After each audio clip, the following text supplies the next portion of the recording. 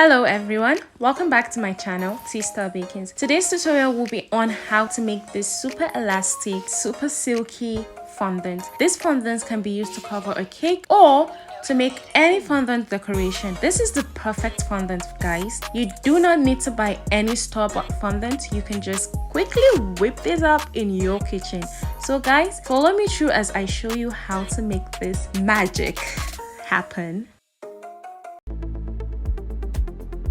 Firstly, we need a cup and water. We are going to be melting our gelatin and glucose in this. This water doesn't have a specific measurement because I initially didn't use this all. So the method I use for melting my gelatin and glucose is by putting a pot on the fire, adding a bit of water, and then putting this cup into the water of pots. It took me about 10 to 15 minutes to completely melt the gelatin and glucose together. So as that was on the fire, I proceeded to swift in my icing sugar. You actually do need to swift your icing sugar so as to not have a lumpy fondant.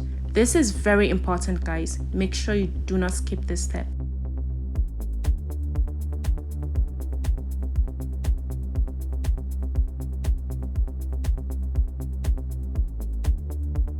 Immediately after doing that, you need to add in your CMC as you see me adding here.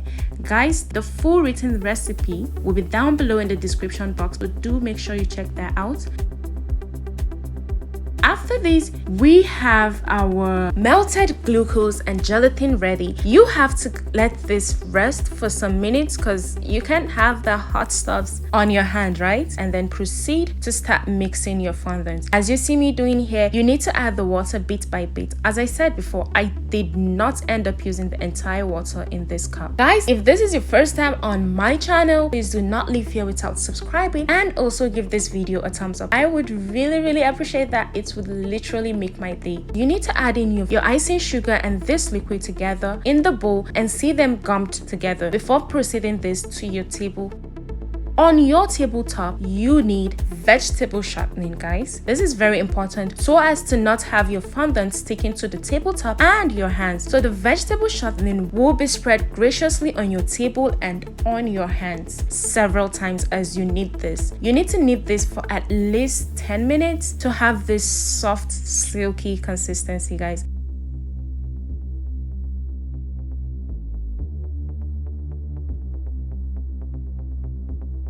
As you can see, this is a go-go fondant and this is the perfect fondant for anything you need fondant for.